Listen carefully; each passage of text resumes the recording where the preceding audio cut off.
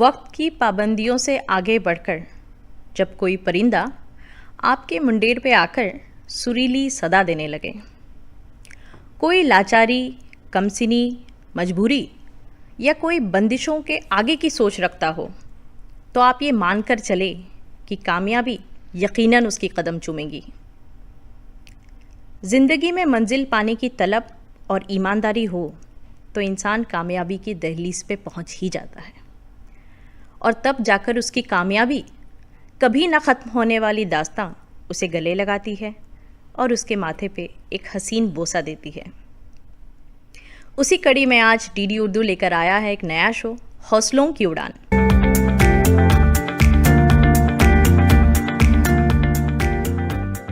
मैं सोनम गिल, आपकी मेज़बान। तो चले आए आज आपकी मुलाकात करवाते हैं एक ऐसे बाकमाल शख्सियत से जिन्होंने ख़ुद को इस मुआशरे के सामने नज़ीर पेश किया है, डॉक्टर विनोद कुमार वर्मा जी।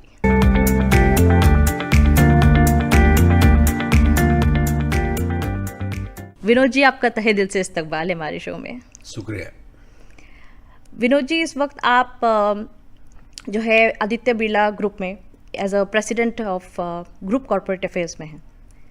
ज़ाहिर है आपकी ज़िंदगी बहुत बिजी गुजरती होगी, तो आप हमें ज़रा ये बताएं कि आप किस तरह सारी चीज़ें मैनेज करते हैं, फैमिली को कितना वक्त दे पाते हैं, एक कॉर्पोरेट की दुनिया में जो हम कहते हैं वर्क लाइफ बैलेंस, उसको आप कैसे मेंटेन करते हैं? तो देखिए, आजकल जो वर्क लाइफ बैलेंस है वो डिबेटेबल है। इसमें लोग तरह तरह के अपने विचार रखते हैं, बट मेरा ये मानना है कि आपको दोनों ही रोल अच्छे से अदा करने हैं और उसमें अपना 100% देना है।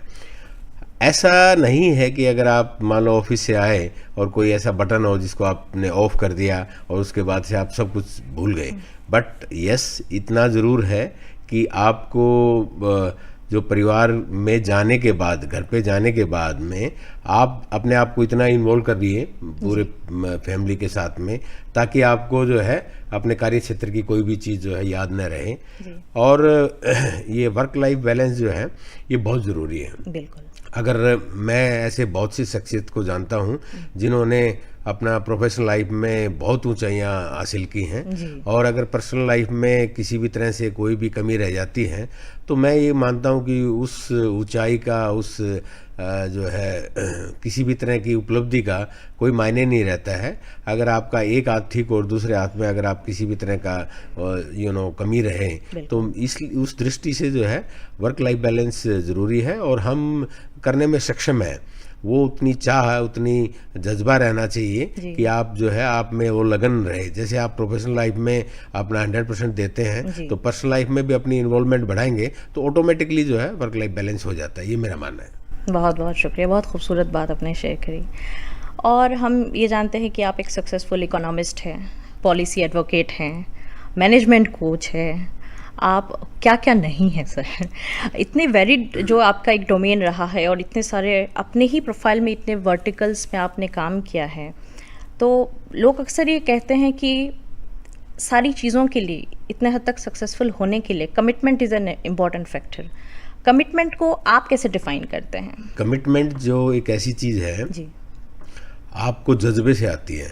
अगर आप सपने देखते हैं, कुछ ज़िंदगी में कुछ कर गुजरने का जज्बा रखते हैं, तो फिर जो है कमिटमेंट उसके साथ ही आती है और कमिटमेंट से ही वो फुलफिल होती है। ये बात भी सच है। और मेरा ये मानना है कि आपकी लाइफ में बहुत सी हर्डल्स आती हैं, और आप जब भी कोई सपना देखते हैं, कोई थॉट प्रोसेस से गुजरते हैं, तो आपको जो है आपको टू स्कूल ऑफ थॉट से सामना करना पड़ता है। कुछ लोग ऐसे होते हैं जो ये बोलते हैं यार ये तो मतलब सपना देखना अच्छा लगता है बट ये संभव नहीं है, और कुछ लोग आपको ऐसे मिलेंगे अपनी लाइफ में जो लोग बोलेंगे नहीं नहीं तुम आगे बढ़ो, हम तुम्हारे साथ हैं, वो आपको मोटिवेट करते हैं। तो इस तरह के जो प्रेरणादायक जो आपका सोर्स है, जो सर्कल है, उससे आप अपने आप को उसमें इन्वॉल्व करिए। और मेरा व्यक्तिगत तौर पे ये अनुभव है कि मुसीबतें हर उसमें आती हैं। सही। और जहाँ तक आपने डाइवर्सिफाइड एक्सपोजर की बात किया, विभिन्न क्षेत्रों की बात की, तो मैंने जब इकोनॉमिक्स से एमए किया और उसके बाद में जब मैं एमफिल कर रहा था तो बीच में थोड़ा सा समय आया 1 साल का, तो जिसमें मैंने साथ के साथ इम्प्रूवमेंट की मैं तैयारी कर रहा था, और मैंने जो है post graduate diploma in personal management and industrial relation किया उसी के बेस पे, जबकि वो टाइम पास आप कह लीजिए या ऐसा कह लीजिए to utilize that one particular year, उसी के बेस पे मेरे को फर्स्ट जॉब जो जिंदल में मिली रियल सेंस में, वो उसी के बेस पे मिली। तो मेरा कहने का मतलब है कि आप अपनी झोली में कुछ ना कुछ डालते रहिए, किस मुकाम पे क्या काम आ जाएगा उसकी ज़्यादा सा चिंता नहीं करना चाहिए। बट आज का युवा बहुत कैलकुलेटिव और पर्टिकुलर है। मेरी बेटी ने लेडी श्री राम से इकॉनर्स किया और now she is working in London, strategy and में सीनियर कंसल्टेंट है, वहीं से उसने MBA किया था। तो वो लोग बोलते हैं कि नहीं नहीं ये है, तो how this course will help to me at this point of time and how I will get the benefit in long term as well, that's a good. But हमारे टाइम में ये था कि हमने जब इकोनॉमिक्स से किया, उसके बाद में जब जिंदल में आ गए तो हम किसी ने बोला कि नहीं नहीं, अगर ग्रोथ ही तभी होगा जब अगर HR में आप फर्दर कुछ और करते हैं। तो then I did my post graduate diploma in human resource development HRD में किया। उसके सर्टन टाइम के बाद में, क्योंकि मैं पर्सनल मैनेजमेंट में था और मेरे पास एडमिनिस्ट्रेशन, पर्सनल, HR, एनवायरनमेंट, ये सारा मेरा डोमेन था उस पॉइंट ऑफ टाइम पे, तो लीगल भी काफ़ी एंगल रहते थे। तो किसी ने बोला कि LLB आप कर लीजिए तो आपको बहुत इससे फ़ायदा मिलेगा। तो ठीक है, LLB कर लेते हैं। तो then I did my LLB as well. उस टाइम में इवनिंग में होती थी और पंडित रविशंकर यूनिवर्सिटी से मैंने LLB किया। तो मेरा ये कहना है कि अगर कहीं कुछ सिलेक्शन में कुछ 19-20 हो गया है लाइफ में, तो आपको करेक्टिव एक्शन तुरंत ले लेना चाहिए। मैं इसको इस ढंग से लेता हूँ, मैंने बहुत ही माइन्यूटली कुछ चीज़ों को ऑब्जर्व किया है। लोग वॉश बेसिन एक मैं व्यवहारिक आपको एग्जांपल देता हूँ। कई लोगों ने मतलब वॉश बेसिन एक लगा दिया और उसका नल का जो पॉइंट है वो थोड़ा साइड में रख दिया, वो जिंदगी भर उसको वहीं पे रहने देते हैं, लेकिन अब तोड़फोड़ होगा। तो मेरा ये मानना है कि एक बार होगा तोड़फोड़ आपका, बट उसको तुरंत से करेक्टिव एक्शन ले लीजिए। इसी तरह से जो है आपकी पर्सनल लाइफ और प्रोफेशनल लाइफ चलती है। तो don't stop yourself to take corrective action. That is so great. और तो more than 33 years of work experience आपको है कलेक्टिव। और जैसे आपने ये बात कही, क्योंकि तालीम भी आपकी जो है वो भी डाइवर्सिफाइड है अगेन, क्योंकि आप PhD है, LLB, MBA, PG आपने किया हुआ है, तो आपने ये इनकॉर्पोरेट किया अपने आप में कि कोई भी लर्निंग जो है वो वेस्ट नहीं होगी, वो किसी ना किसी फॉर्म में लाइफ में जो है आगे काम आती है। आज अगर हमारी जो यूथ है, अगर हम कहें कि लोग कहते हैं बस दफ़ा कि फोकस करें, तो फोकस से मतलब ये नहीं है कि आप सिर्फ एक ही चीज़ करें। You can do a lot of things at the same time, है ना। तो आप इस तरफ जो हमारी यूथ को कोई पैगाम देना तो आपने सही कहा। कुछ लोग ऐसे होते हैं कि मैं इसको इस ढंग से डिफाइन करता हूँ। मेरे फादर प्रिंसिपल रिटायर हुए हैं, तो उनको जब मेरे होम टाउन जाना होता है तो मतलब दिल्ली से आई थिंक 120 किलोमीटर पड़ता है। वो 120 किलोमीटर जाना है तो उनको स्टेट वहीं पे जाएंगे कि नहीं, सीधा पहले जो जिस काम के लिए जा रहे हैं वो करें। और मेरा थोड़ा सा ये मानना है कि अगर मैं इस रूट पे निकला हूँ तो मेरे को 4 लोगों से 4 जगह कहीं पे भी मैं रुक करके भी उस मुकाम पे पहुँचूंगा। तो मैं जो है हमेशा ये सोचता हूँ कि आते और जाते वक्त मैं मैक्सिमम काम कैसे करूँ और मैक्सिमम जगहों को कैसे कवर कर सकूँ। तो ये रहता है। तो इसी कड़ी में आपको स्पेशलाइजेशन होना बहुत ज़रूरी है, बट स्पेशलाइजेशन के साथ साथ में आपको जब भी अपनी प्रोफेशनल जर्नी में रिक्वायरमेंट महसूस होती है कि मैं ये भी कर लूँ वो भी कर लूँ, तो don't stop yourself to do that. तो हमको जो है लोग, मैं वैसे लाइटर साइड में बोलता हूँ कि कई लोग जो है IIM और IIT से कर लेते हैं तो उनको एक बहुत है, और मैं 100 सुनार की एक लोहार की वाले उस कंसेप्ट से लेता हूँ। तो हम कहते हैं कि चलो कोई दिक्कत नहीं है, आपके पास एक है तो हम 4 और उस तरह की जो है आयाम हासिल कर लेते हैं, so that at least not to compete but at least not less than that benchmark. जैसे आप डायरेक्टर ऑफ इकोनॉमिक अफेयर्स भी रह चुके हैं। India Russia, India Bhutan, India China, ये एक्सपीरियंस किस तरह से जुड़ा, कब जुड़ा और कैसा रहा? तो जो हमारा जो ऑपरेशन है वो करीबन 42-46 कंट्रीज़ में है। मैं वर्तमान में जिस बिजनेस हाउस के साथ में एसोसिएटेड हूँ, तो I am feeling proud to associate with that group. तो उसी कड़ी में क्या होता है कि आपको जो है, जैसा मैंने पहले भी कहा कि समय समय पर आपको रिक्वायरमेंट महसूस होती है, तो डिप्लोमेट कम्युनिटी से कनेक्ट करने का वो जज्बा मेरे में जागृत हुआ जब मैं दिल्ली में 2002 में आया। तो उस टाइम से फिर मैंने ये महसूस किया कि नहीं आप इस कम्युनिटी से भी कनेक्ट करना चाहिए। जो मेरी एक्सपर्टीज़ है, जो मेरी बैकग्राउंड है, तो उसको देखते हुए ये जो India China friendship, India Bhutan, इन लोगों ने बोला कि नहीं आप इस पार्ट को देखिए। तो उसमें क्या होता है कि अदरवाइज भी मेरे प्रोफेशनल का पार्ट है, विभिन्न कंट्रीज़ में क्या इकोनॉमिक इश्यूज़ हैं, इंडिया के क्या इश्यूज़ हैं, और इंडस्ट्री क्या महसूस करती है, और किस ढंग से जो है व्यापार की विभिन्न जो ऑब्स्टिकल्स हैं, बाधाएं हैं, उनको म्यूचुअल उससे कैसे हम एप्रोप्रिएट प्लेटफॉर्म पे उठा सकते हैं, उसके लिए ये सबसे बढ़िया प्लेटफॉर्म है। ओके। और इसके ज़रिए आप जो है हमने पढ़ा है कि आप मैनेजमेंट, आप कोचिंग भी देते हैं, स्टूडेंट्स को कोचिंग देते रहे हैं, आप गाइड करते रहे हैं जो यूथ है। इतना मुश्किल होता है कि इतने बिजी स्केड्यूल में से आपको वक्त निकाल के, फिर मैंने आपके एक इंटरव्यू में सुना था, आपने एक बात कही थी कि this is my time to give back to the society, जो कि बहुत खूबसूरत एक आइडिया है। अक्सर लोग कामयाबी तक पहुंचने के बाद एक टाइम पे वो जो है वो अपने second part of the life के बारे में सोचते हैं, टू रिटायर ऑन। लेकिन आप जब ये कहते हैं कि I want to give back to the society, it shows a lot of inbuilt, वो जो कमिटमेंट वाली आपने बात कही कि you'll stick to the end। तो आपने बिल्कुल सही कहा कि देखिए आपको मौके ज़िंदगी में बार बार नहीं आते हैं जी।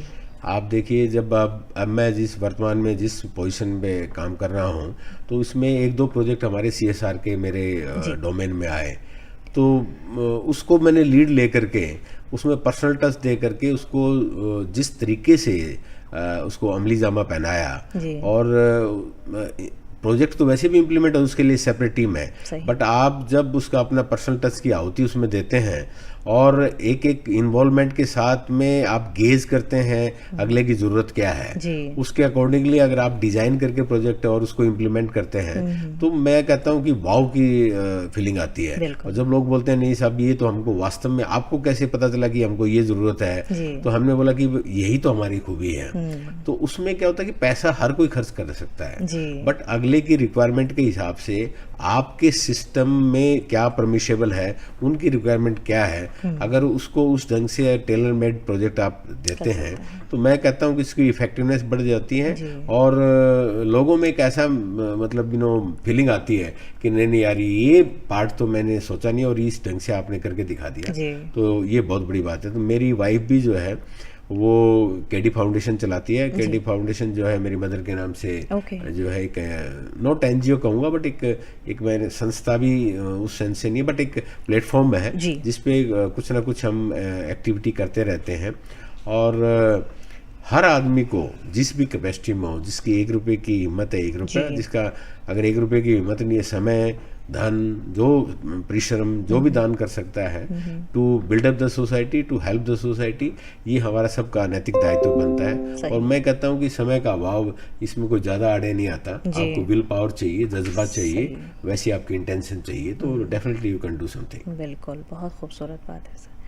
आपकी इस जर्नी में जैसे हमने कहा कि एक मॉरल सपोर्ट, या जो हम कह सकते हैं कि फैमिली सपोर्ट के हवाले से जो इमीडिएट, वो कौन से इस तरह के लोग थे इन फैमिली और अपार्ट फ्रॉम फैमिली जिन्होंने आपको हमेशा आपका साथ दिया है और आप आज इस मुकाम तक पहुंचे, तो वो जाहिर है आपसे ज़्यादा खुश होते होंगे आपकी खुशी के लिए उनकी। तो इस मामले में मैं बड़ा लकी रहा हूँ। मेरे पूरे परिवार से, एक्सटेंडेड फैमिली से मेरे को बहुत सपोर्ट मिली है, अपार स्नेह मिला है और प्रोत्साहन भी मिला है। और मेरे जो गुरुजन हैं और जो फ्रेंड सर्कल है वो भी काफ़ी मोटिवेट करते हैं। इसके अलावा मेरा ये मानना है कि जब आप इस मामले में मेरे जो दादाश्री हैं जो अभी है नहीं, मैं उनको रोल मॉडल के हिसाब से इस सेंस से देखता हूँ कि उन्होंने पूरा एक्सटेंडेड फैमिली को एक दृष्टि से देखा और सभी अपने भाइयों के बच्चों को पढ़ाना लिखाना, उसमें जो मदद कर सकते थे और जो फोर्स साइटनेस से जो उन्होंने एक्शन लिए, वो मेरी ज़िंदगी में कहीं न कहीं एक छाप छोड़ी है। और उसके बाद में जो मेरी माताश्री वो परिवार में जो है सबको एक साथ लग करके, और ये मानिए कि अपने बच्चों से भी ज़्यादा जो है बाकी एक्सटेंडेड फैमिली के बच्चों को माना है, और उसके लिए बहुत मेहनत की है। उस टाइम में हम ये दुर्भाग्य रहा कि उस टाइम में उतनी समझ नहीं थी और उतनी कदर हम उस सेंस से अप्रिशिएट नहीं कर पाए, बट आज वो है नहीं। तो आज के वर्तमान परिस्थितियों को देखते हुए और आज हम सोचते हैं कि वो वास्तव में जो है देवी थी और एक परिवार को बांध के चलने का जो उनमें जज्बा था। तो इसीलिए उस कड़ी को आगे बढ़ाने के लिए मेरी वाइफ जो है वो काफ़ी क्रियाशील है और विभिन्न प्रोजेक्ट करती रहती हैं, और परिवार में भी जो है वो एकजुटता के साथ उसके लिए क्या बेस्ट हो सकता है वो करने के लिए हमेशा तत्पर रहते हैं और अग्रसर रहते हैं। और आप लंदन पार्लियामेंट में आपको एक्सेलेंस अवार्ड मिला, आपको डॉक्टर कलाम इग्नाइटेड माइंड्स अवार्ड मिला, भारत गौरव सम्मान अवार्ड मिला। इसके बारे में ज़रा बताएं कि कैसा महसूस हुआ जब आपको इतने सारे, इसके अलावा भी आपको बहुत सारे अवार्ड्स मिले हैं, कैसा अनुभव होता है? तो मेरा ये मानना है कि अगर आप जब अच्छे कर्म करते जाते हैं विद पॉजिटिव एटीट्यूड, तो आपको वो मुकाम जो है वो उस जगह पे पहुंचा ही देता है, ये मेरा मानना है। और ये बात सही है, चाहे वो इकोनॉमिक टाइम्स अवार्ड हो, लंदन पार्लियामेंट में सम्मान का विषय हो जी। मतलब ये मानिए कि हमने तो कभी नहीं सोचा था इस बात को जी। मैं व्यक्तिगत तौर पे बताऊं तो मैंने कभी ऐसा नहीं सोचा था, लेकिन हम उस करते गए अच्छा काम और हमेशा पॉजिटिव एटीट्यूड रखा जी। और कहीं एरोगेंसी के दूर दूर तक नज़दीक भी नहीं पहुंचे। लोग अभी भी हमको कई बार बोलते हैं कि आप इतने पद पे हैं, इतने अच्छे उस पे पहुंच गए हैं, तो अब भी आप कैसे हर आदमी से बात कर लेते हैं। तो मेरा ये मानना है कि जो रिस्पेक्ट है वो देने से आती है। सही बात। आपकी आज अगर मैं 4 साल बाद में 3 साल बाद में रिटायर हो जाएंगे, उसके बाद में कितने लोग आपको आकर के पूछेंगे, बात करेंगे, वो आपकी रियल सेंस में अर्निंग है, वो रियल अवार्ड है। और कोई भी इस तरह का पैगाम जो आप आज की नस्ल को देना चाहेंगे कि जो फ़र्ज़ करें कि जो इमीडिएट कॉलेज पास आउट्स होते हैं वो ज़रा सा जो है कंफ्यूज लगते हैं कि हमें किस दिशा जाना है, even after pursuing a certain course, कि हम क्या करें कि हम आगे जाके है ना वो डाइवर्ट ना हो या एक अच्छे ओहदे पे जाएं। आप जो शुरू करने वाले होते हैं, फ्रेशर्स होते हैं, उनके लिए कुछ मैसेज देना चाहेंगे? तो देखिए, आज की युवा पीढ़ी को मैसेज देना और सूर्य को रोशनी दिखाने बात बराबर है, क्योंकि वो उनके पास जो आज संसाधन है, जो माहौल है, जो इक्विपमेंट है, जो टेक्नोलॉजी का साथ है, उनके पास ज़्यादा इनपुट है। बट एक बात मैं ज़रूर कहना चाहूँगा कि आपने बोला जो फोकस रहते हैं, थोड़ा कंफ्यूज रहते हैं, वो कंफ्यूज स्वाभाविक है रहना। बट मेरा ये मानना है कि जो एक सेइंग है कि लो हैंगिंग फ्रूट है, वो आपको तुरंत से जो है लपक लेना चाहिए। आप उसमें कर लीजिए और उसके बाद में आप ऑप्शन खुले रखिए, तो एटलीस्ट आपको किसी भी तरह की डिससेटिस्फेक्शन नहीं होगा। आप को ये लगेगा कि चलो ठीक है यार, मैं ये कर लेता हूँ, नहीं ये this is not my cup of T, तो कोई नहीं, you can switch off.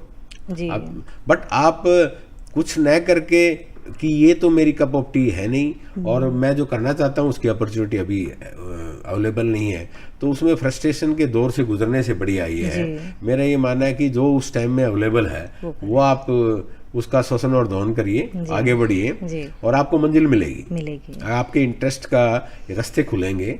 But अगर आप एक कमरे में सोच कर नहीं, यार ये तो मैं करूँगा नहीं और मैं कुछ नहीं करूँ, तो आप फ्रस्ट्रेशन डिप्रेशन में जो लोग आज जा रहे हैं, तो उससे अपने आप को बचाया जा सकता है। बट जज्बा जो है वो जरूरी है और कुछ कर गुजरने का आज के युवा में जो है, मैं ये कहूँगा कि जो फ्लो ऑफ इंफॉर्मेशन है, जो उनका दिमाग है, आज देखिए आप पहले की गाड़ियां और आज की गाड़ियों में जो डिफरेंस है, उसी तरह से आप फुली लोडेड यूथ है, आप ये मानिए। अगर उसमें खाली एक स्टेबिलिटी, कंसिस्टेंसी रहे, तो मेरे हिसाब से आज के युवा को कोई पकड़ नहीं सकता। डिटर्मिनेशन, कमिटमेंट और पेशेंस की सारी जगह, बिल्कुल सस्टेनेबिलिटी जो है और सस्टेनेबल एफर्ट्स जो है वो बहुत ज़रूरी है। हाँ, और एक साथ में ये देखिए, आपको जो आज मुकाम हासिल हुआ है, तो इसमें आपके मान लो फैमिली से लेकर के, गवर्नमेंट से लेकर के, सोसाइटी से लेकर के सबका योगदान है। बिल्कुल। उनके सबके प्रयास से ये आज आप इस प्लेटफॉर्म, ये दिन आपको देखने को मिला है, तो उनकी भी रिस्पेक्ट करिए और आगे बढ़िए, मुकाम डेफिनेटली आप हासिल करेंगे। बहुत खूबसूरत बात है शेखर है, बहुत शुक्रिया सर। लीडरशिप पे आप एक बहुत जाहिर एक बहुत ऊंचे मकाम पे हैं, खुशी होती है आपको देख के, इंस्पायर्ड होते हैं सब लोग। लीडरशिप के कोई 3 इस तरह की चीज़ें जो आप मानते हैं, मान कर चलते हैं, या आप ये कहते हैं कि उस पर जो प्रिंसिपल्स ऑफ लीडरशिप है उसके बारे में ज़रा बताएं, क्या फॉलो करते हैं आप? तो मैं इसको इस दृष्टि से देखता हूँ कि आपको जो लीडर है उसको one has to set the example.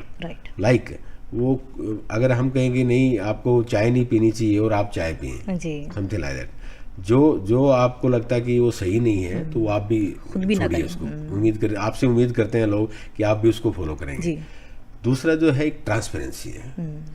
Transparency आपके एक्शन में, आपके बिहेवियर में वो क्लियर कट दिखनी चाहिए। ऐसा नहीं हो कि आप अलग से चोला पहन करके और डिफरेंट बिहेव करें और एक्चुअल में आप कुछ डिफरेंट हो। 19 भी थोड़ा बहुत बिट ऑफ ये हो सकता है।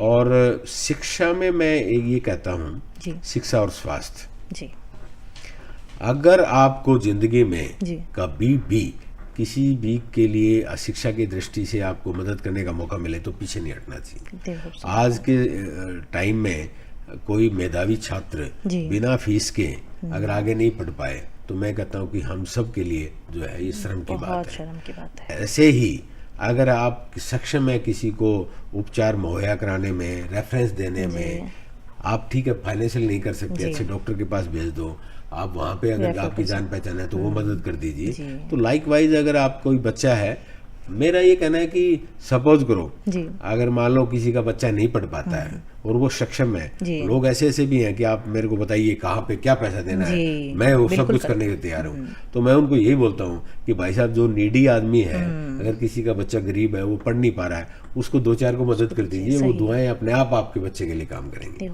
तो शिक्षा और स्वास्थ्य जो है वो जिंदगी में जब भी जिसको मौका मिले वो करना चाहिए।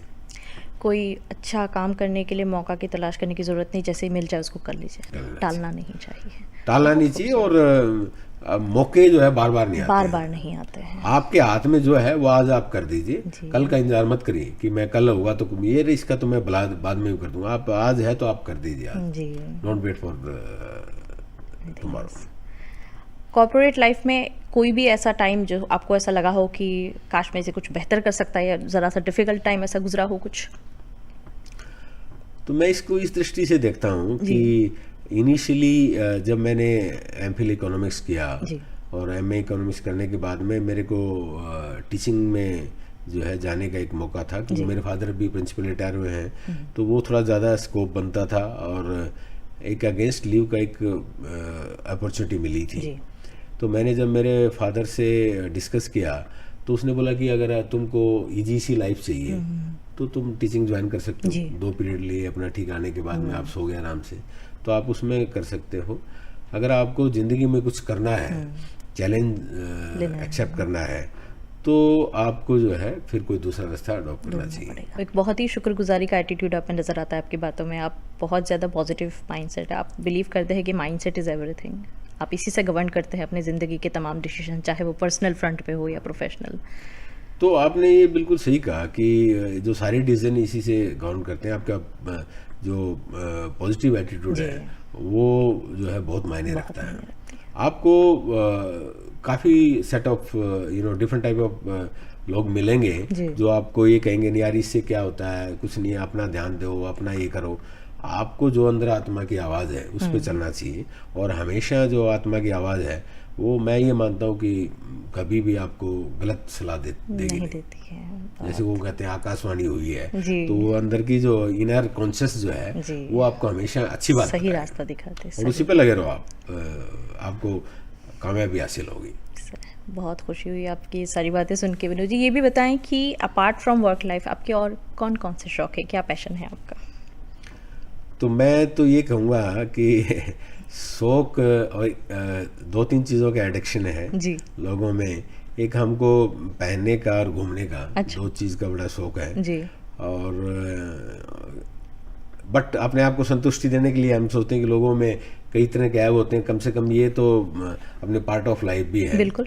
और हम जब कॉलेज में भी जाते थे तो उस टाइम में भी उस टाइम के हिसाब से जो बेस्ट से बेस्ट पहनने का होता है, हर माँ बाप प्रोवाइड करता है। बिल्कुल। बट फिर उसके बावजूद भी हम, अगर हमको कहीं खाने का मौका मिला और उसमें से 2 रुपये बचा करके अगर हमको कहीं दूसरी चीज़ में, अपनी ड्रेस में कहीं इन्वेस्ट करना है या पढ़ाई में इन्वेस्ट करना है, तो वो हम करते थे। और ऐसे ही घूमने के, उससे लॉन्ग ड्राइव पे जाना, गाड़ियों का शौक है वो रखते हैं। हमने मतलब, अगर मैं ये कहूँ कि अगर आप सपने नहीं देखेंगे तो आप उसको अचीव नहीं कर पाएंगे, मतलब उसके लिए आप प्रयास नहीं करेंगे। हमने ये देखा था कि जब हम कॉर्पोरेट उसमें जाएंगे तो हमारे पास गाड़ी हो बड़ी सी और हम पीछे कोट टंगा रहे, और जब हम उतरे तो उसको पहन करके उसमें जाएं, तो ये कहने को एक बहुत छोटी सी बात लगती है, बट उसके लिए जब आप प्रयास करके वो मुकाम आप हासिल करते हैं। आपको एक अच्छी गाड़ी, अच्छा परिवार, अच्छे, मतलब ये परिवार तो सबसे पहले है ही है, बिल्कुल, इसमें कोई शक नहीं है। और जब आप अच्छी सोच के आगे बढ़ते हैं तो मैं शुक्रिया अदा करता हूँ भगवान का कि हमको एक, जो मेरी अर्धांगिनी है वो मतलब स्तंभ की तरह, एक चट्टान की तरह मेरे साथ खड़ी रहती हैं, वो मेरी वास्तव में शक्ति हैं। और दोनों बच्चे जो है वो अपना अच्छा कर रहे हैं, तो यही अर्निंग है। बैंक बैलेंस की कोई वैल्यू नहीं है, बैंक बैलेंस असल कम हो जाएगा, बट जिंदगी को जीना चाहिए। आपको जब मौका मिले आपके प्रोफेशनल ग्रोथ से, मैं अभी भी एक IIT दिल्ली से कोर्स कर रहा हूँ। हार्वर्ड बिजनेस स्कूल से मेरे को कंपनी की तरफ से मौका मिला, वेरी प्रेस्टिजियस कोर्स था वो। तो मेरा ये मानना है कि जब मौका मिले तो आप उसको छोड़िए मत, एज कुछ वो नहीं है, आपको जब मौका मिले तो कोई बैरियर ही नहीं है आपके लिए दरअसल। सही। आप ये, हम इस कहावत से बहुत ज़्यादा फेमिलियर है, कहते हैं कि jack of all trades master of none, तो आप वाहिद ऐसे शख्स है जैक ऑफ ऑल ट्रेड्स और मास्टर ऑफ ऑल ट्रेड्स। तो ये अगर किसी ने कहावत बनाई है तो बहुत अच्छी उससे बनाई है, बट मेरा ये मानना है कि आपको सारे इक्विपमेंट आपके साथ लेके चलना चाहिए। आपको कोई एक्सपर्टी आपकी बिल्कुल मायने रखती है, एक्सपर्टी को मत छोड़िए, बट साथ के साथ अगर आपको एडिशनल उसमें जो भी एक्वायर कर सकते हैं नॉलेज, तो वो करते रहना चाहिए। तो उससे आपकी जो मेन स्ट्रीम है, मेन एक्सपर्टाइज है, उस पर उतना नेगेटिव प्रभाव नहीं पड़ता। विनोद जी, आपका तहे दिल से शुक्रिया। आज आप हमारे लिए अपना कीमती वक्त निकाल के आए और इतनी खूबसूरत बातें आपने शेयर की अपने लाइफ एक्सपीरियंस के हवाले से, और इतने खूबसूरत पैगाम आपने हमारी आज की नस्ल को दी। वाकई बहुत खुशी हुई, बहुत शुक्रिया आपका। मैं तो ये कहूँगा कि आपकी पूरी टीम का, और मेरे को ये जो मौका दिया अपनी बात रखने का यहाँ पे इस प्लेटफॉर्म पे, ये मेरे लिए बड़ा गर्व की बात है। और यहाँ आने के बाद मैं अपने आप को गौरवान्वित महसूस कर रहा हूँ, और हृदय की गहराइयों से आपकी पूरी टीम को धन्यवाद करता हूँ। इतना अच्छा सेटअप और इतने अच्छे तरीके से, मैंने वास्तव में दूरदर्शन के बारे में मेरा विचार जो है बड़ा वो था, मतलब बड़ा नेगेटिव सेंस में नहीं, बट ये था कि कम से कम चलो दूरदर्शन आया तो आजकल जो दूसरी चमक धमक देख करके, मैं ये कहता हूँ कि आपकी पूरी टीम इतनी केयरिंग है और वेल इक्विप्ड है। आप सबका धन्यवाद। बहुत शुक्रिया सर। इसी जुस्तुजू तलाश में मेरी उम्र सारी गुजर गई, मैं कहाँ कहाँ से संभालता ये कदम कदम पे बिखर गई। दोस्तों, अपनी मंजिल पाने की खातिर मेहनत करें और ख़ुद को मुसलसल आगे बढ़ाते जाएं। तलाश जारी रखें मगर ख़ुद को खोने ना दें। इसी उम्मीद के साथ कि दोबारा आपसे रूबरू होंगे, इजाज़त चाहते हैं। खुदा हाफिज़।